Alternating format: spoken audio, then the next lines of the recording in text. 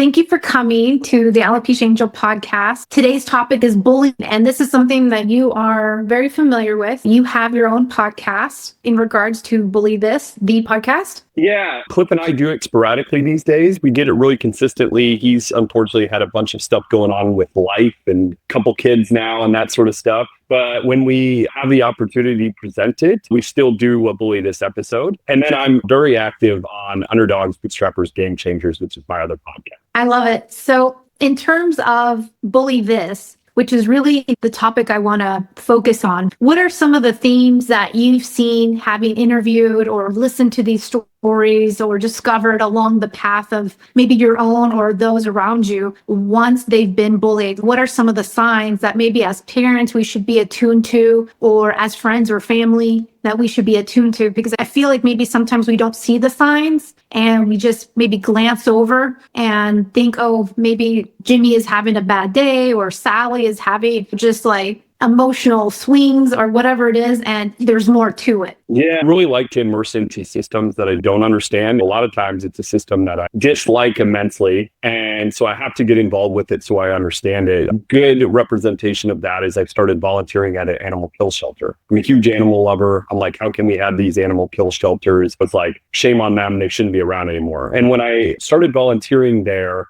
I realized quickly that wasn't the problem. It was actually another issue. So I had wasted my time kind of hating kill shelters. When kill shelters don't want to kill animals, they love animals just the same. It's actually a problem in adoption, in buying pets through puppy mills, that sort of stuff. That was the issue. So I wasted my time hating the wrong thing. And with bullying too, because once I immersed into this system, I started to understand it a little bit more. Once I talked to people that had been through it. Number one, we have to get these kids through bullying because they become some of the most successful people and most impactful people on the planet. It's become a part of my life to help people make it from bad situations because they grow up and they change things. And bullying is a great example of that. The ability to overcome adversity is the key indicator to success above anything else. And bullying is adversity. But to answer your question, like other than immersion, and I bring that up so people understand that why I might know a little bit about it, siloing is a key indicator. If a kid is just like completely siloing by themselves, this is a very impactful message.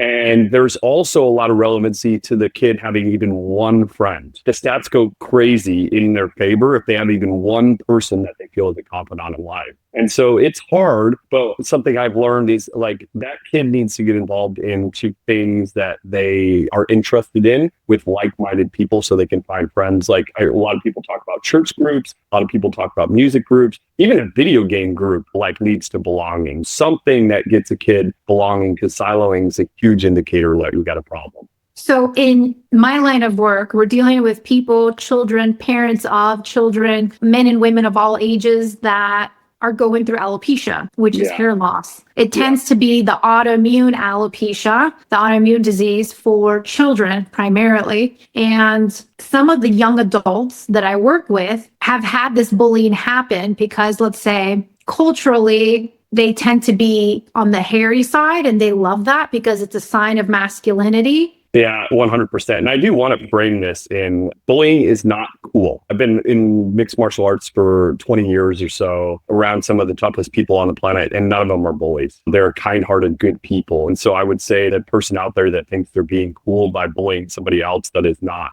cool, right? I have a key phrase and I say, I want more kind-hearted badasses in the world. This is something where I hate the experience for you, but I think the CEO of Intel recently gave a speech and he said, I wish you extreme problems in your life or something like that, because that is the only way to solve problems and to fulfillment. And so I don't wish these things on anybody, but since they're happening to you, then use them, right? Use them as motivation. And a kind-hearted person, get out there and get yourself the rest. You can build all this, right? You can get in a martial arts gym. You can get in the weight pile. Like, use that stuff to be better. I'm not saying go out there and then get in fights, but then once you become a powerful enough person, you can stand up for other people, and that's a good feeling. I'm not out there getting in fights every day, but I sure as heck don't let people bully people on my watch either. So that's why I'm saying kind-hearted people, bring yourself the rest. Get some confidence in the weight pile. Get some confidence by attending a mixed martial arts class. Get some confidence with the guitar if that's your thing. Find your other thing that's confidence. I can't speak specifically to how do you deal with that, like standing out there in the world in a way that you don't want to. But I can talk to you about using these things that frustrate us, hurt us as motivation to do other things to build ourselves. Because that is the only way you can make hard things become a gift. Very true. Very true. In many ways, that's exactly why I do what I do, because it was my own adversity with my own hair loss to overcome it. And yeah, it was a struggle, and yeah, it was very difficult. But I think in many ways in my 30s, this was very, very different than having to be a teenager and go through it. Not to say that one is easier than the other. It's just different. There's different circumstances surrounding children and having to go through this, because you have schools, you have classmates who don't understand, you have teachers, you have even family members, maybe, cousins or what have you, that are making you feel less worthy or less than because of your looks. And my heart goes out to the parents with the young children, because they're still trying to even figure out their own identity. They're still trying to figure out who they are in this world, what they want to be, who they want to grow up to be. And so it's just from a foundational aspect, what more can we do as adults to support children beyond, let's say, getting them into extracurricular activities, giving them confidence boosters? They need to go through that frustration to learn themselves and build the self-esteem. But in this case, it's not necessarily something innate that they need to figure out. It's something that where they're actually looking for help. I don't think that giving adversity for adversity's sake is something that somebody should do, but I think that a parent's part could be to support them and to let them feel loved and cared for, because they're already getting enough of the adversity stuff through the rest of their life. So to feel supported and cared for. Like, one of the scariest, saddest things for me in dealing with all this is, what about that kid that doesn't have any sort of parental caring at home? Kids that get bullied a lot of times are very poor, right? They come from like horrible parental backgrounds anyways. It's like there's no support even at home, and I don't have a good answer for them, right? If you have a good parental system at home, that support alone is enough to get you through. And then you need to keep a kid active. You can't let them silo it, but not what you want to be active with, what they want to be active with. Find them that one friend that can mean something to them in this world. Find them that thing that they can do to build a little bit of confidence. And that could be anything in the world, computers, knitting, I don't care what it is. And then helping them realize that this isn't, and that's why we started Bully This. It was to show, like, look, life is not this way forever. This is a very small window, but most people give up in that small window, right? And helping them realize, like, there is a future. And not only that, but the people that are going through this stuff quite often become the most successful, most powerful, most impactful people in the world, right? And so it's like helping them to understand that this is a small window of life and it isn't all of life, which is so hard when you're 15, 16. There's so much more. This is just the start. And it's not going to be like that forever. And since awful stuff is handed to you anyways, I believe in using it as a gift, right? It's use the things that are causing you pain and explore them in a way that can, motivate you towards new goals. I'm actually working a lot on this these days, because teens are especially who I like to impact. It's like, how can we think of life a little bit differently? And one thing that's worked really well for me is, like, I think of my life as a role-playing game, right? It's like we've all played them. It's like you choose a character, you make them something, and then you go out and you make them chop wood, and then they get stronger and they learn how to use the axe, and you make them read a book and they get smarter. And these little bars are going up. I think of my life that way. And so if you can get kids to think a little bit of everything you're doing right now is improving a meter on a specialty or strength or knowledge, it's like you're preparing yourself for the next step in life, because this is only a part of it. I hope that can get through to a kid as young as 13, 14, 15 years old that's dealing with getting bullied over not having hair. Like, I hope that's impactful. But sometimes it's just pushing messages and seeing which one lands too. I know the power of a story. And so that's what Bully This attempts to do, is show you stories of people that have been exactly where you're at and gotten through it. Seeing it possible is part of it. So yes, there is no solution for this. There is no perfect response to it. There is no perfect advocacy group out there that you can contact with. It felt really helpless when I started looking into it. But I know the power of a story, right? I know the power of talking about things. I know the power of showing where somebody's come from and what they've done. So we can think we do it. We can do it too. And that's the best answer I have for you right now, is look for people that motivate you, that have been through similar things, and get inspired by it. And not only that, but find ways to change your life. We're handed this awful stuff anyways. And I think about it completely opposite. It's like, you can implode from this awful stuff, or you can use it as motivation. You can prove them wrong. Like, you can use that stuff, light that fire, and then change your life because of it. And so many people are able to find that key and do it. And I'm going to implore more people to do it. On our part, one thing I've looked at is trying to get enough people volunteering with gyms, with music groups, with being willing to say, hey, we'll open the door for you and walk you through the first time and get you situated. I think that's powerful. So getting that first step in the door to anything you're interested in is tough, or how to get yourself involved with that. So depending on the age of somebody, a lot of times they just don't know how to navigate getting involved with things that would be helpful. So the power of a story and having a handheld into something that creates the value in their own mind. And there's not a good group that I know of currently that does that. Do you or your co-host have experience with being bullied? And if so, could you share your story? Clip is pretty vocal about his story. He's a Black guy that went to an all-white school, and he was fat as a kid. And so he had a lot of things that he was bullied over. And then now he's one of the toughest, most competent people on the planet, right? So he used that in a way that is very impactful for his life. He's one of the best fighters in the world now. You'd never think to bully the guy. And not only that, but he's the nicest guy on the planet too. And he's like a warm-hearted, you would never think he looks the part. He doesn't act the part. So that's his story and why we got involved with the podcast. And then mine, I didn't think I had ever been bullied before. The traditional sense of being bullied is like, kid picks on you. I didn't ever really deal with that. I dealt with some stuff like, we were really poor growing up. Somebody would see me wearing their shirt that they donated or something like that. And they'd be like, hey, that's my shirt. But they weren't really bullying me over it. I went through some uncomfortable things because of being poor, but I wouldn't call it being bullied. What I didn't realize, and I realized, and this is what's crazy, when you set out to help other people, you end up helping yourself, learning about yourself, like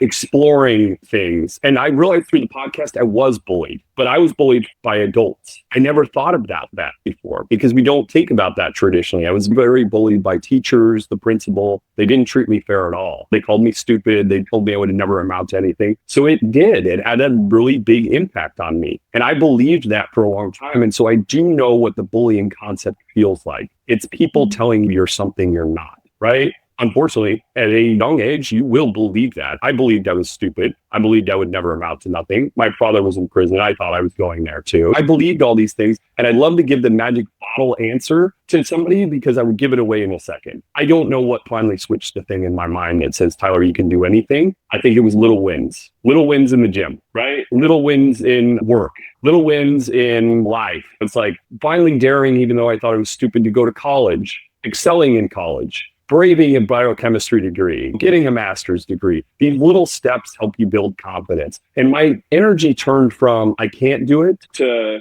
I can do anything I want in this world. And not only that, but I'm going to use every bit of pain you gave me as the motivation to get there. And so if I get bottle that up for kids, I know this is painful and this is probably counter to what you're being told. Use that pain. But you can be anything you want in this world. And the fact that you're going through something makes you more capable to be a defender of it someday yourself. Amen to that. I feel like sometimes this can even bleed when you said teachers and maybe principals and maybe other people in authority. I also think that certain institutions, governments, people wearing lab coats can also bully us into doing certain things that we don't want to do or believing things that aren't true. I've said it once and I'll say it again. I do believe there is a cure and healing possibilities for people who want to heal their alopecia. Whereas if you were to Google this, you would say or hear or read that there is no cure. And yet I don't think it's the one size fits all like we would get out of a headache medicine for everyone to heal their headache. It's going to look different. It's going to be tailored. It's going to be a personalized plan for each person. But that's not to say that we all can't learn French, or we all can't become MMA fighters, or we all can't do something. We can. We just need the desire, the will, and the heart to implement and to take action to do it. So I do believe, and I do feel, especially now as an adult, that many entities tend to bully people on a regular basis, maybe even subliminally, and we don't realize what's happening. We don't realize what's going on, and we're just being sheep many times, following the herd. This is where, in my personal journey with alopecia and with a health diagnosis that I quote unquote came out of nowhere, I knew there was something more out there. I knew there was just something more than what I was told, than what I was led to believe. So digging deeper, I think, has been a big motivation for me in my sense, but also proving people wrong, which is a beautiful thing, because I think that taste of victory is just so worth it. We talk a lot on our podcast about that sheep mentality. It's like you have the bully person, you have the bullied person. If one competent individual can come in and say, hey, why are you doing that? And make the bully person think out of the emotion. Once the bullied kid doesn't think that's cool anymore, they don't do it. Most people react in a way that's, okay, the crowd doesn't think this is cool. Back to the sheep mentality. Maybe I won't continue doing this. People very rarely, human psychology, when the group's telling them something's not cool, they're not going to continue doing it. You know how crazy you have to be to continue doing something that the group doesn't think is cool? But on the counter side, I've been involved in group mentality on the opposite level. You know how hard it is to be the person to stand up to the group when something's not right. But that takes a lot of mental practice and awareness, right? I'm very aware of situations and I gut check myself. Is this a herd mentality thing? Because it doesn't feel right. And I'll make sure where I feel. And if I don't feel right about it, I will say something, regardless of how big the group is. Let's go back to your story for a minute. You said that you weren't necessarily picked on or bullied by children, but yet it must have been from adults. And this could be various types of adults, whether in power of some sort, like a teacher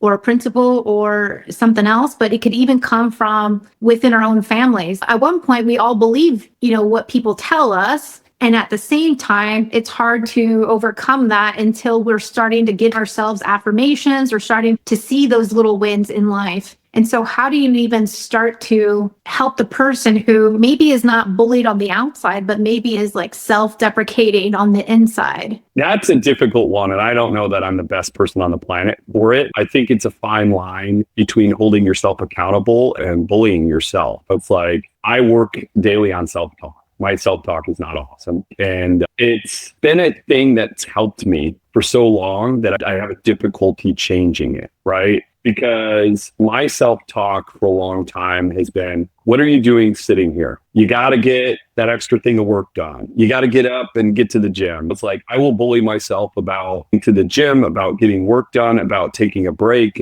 And so learning to have enough discipline to keep yourself motivated towards the things and actions you should do without going overboard into bullying yourself and like shame on you anytime you like sit for a second. That lends to my business background too, the grind mentality, right? It's something I've discussed with people that really understand it, is like, it is imperative for somebody starting with no money to have the grind mentality in a business. And part of having that grind mentality is telling yourself anytime you're taking a break to keep going. It is not easy to work 7 days a week. It is not easy to work 15-hour days. There's got to be something in you telling you, hey, get up, stop being lazy. It's 4 a.m. You got to get up and you got to get this done. Almost like a bad coach in a way. But that can only work for so long. And then you get into this point where it's like lots of negative self-talk. And I don't have the answer for this. It's something I'm still working on. You have to give yourself some leniency, but hold yourself accountable too. No, yeah, I hear you. It is a balancing act. And I almost think it's also a generational.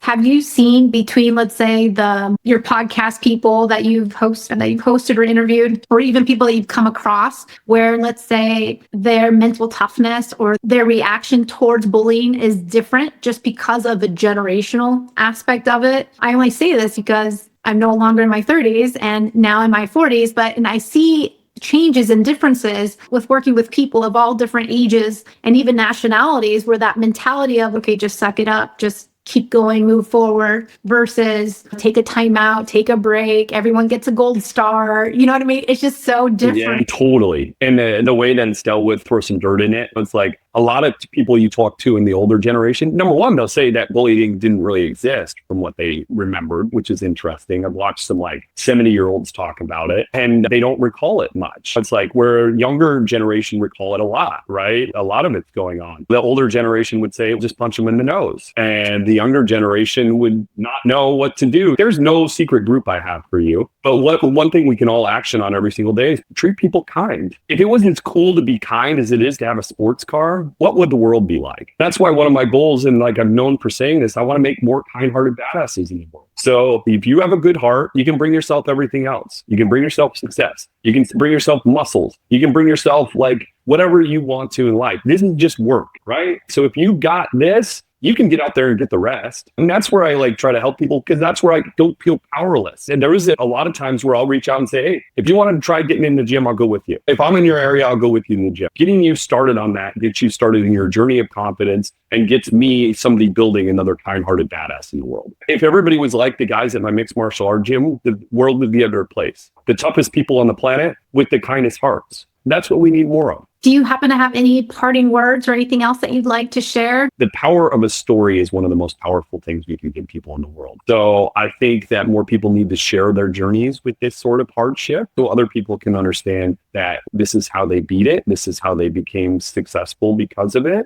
Most of the people that go through the bad stuff and they make it, it's because of the bad stuff that they made it. We'll continue to do underdogs, bootstrappers, game changers. We'll continue to do bully this when the perfect guests arise. And other than that, I spend a lot of time helping small business people and doing a lot with media these days because I believe in the power of the camera for good messaging. That's awesome. Thank you so much, Tyler. Where can people connect with you besides the podcast? Yeah, at Tyler Uriah is my handle on every social media channel. I'm very accessible by Instagram. And so feel free to shoot me a message anytime. If it is something I can be helpful with or make a connection, I always make it a point to do that. At the end of the day, life gives us hard stuff. And it's what we do that with that hard stuff. And so I know that's hard to prove them wrong. Do it anyway and get to where you want to be so you can help other people. Awesome. Thank you so much, Tyler. I appreciate your time. My pleasure. Thank you for listening to the Alopecia Angel podcast, a positive light in healing alopecia. You can do this and we can help. Spread the word that reversing alopecia is possible by telling your friends and family.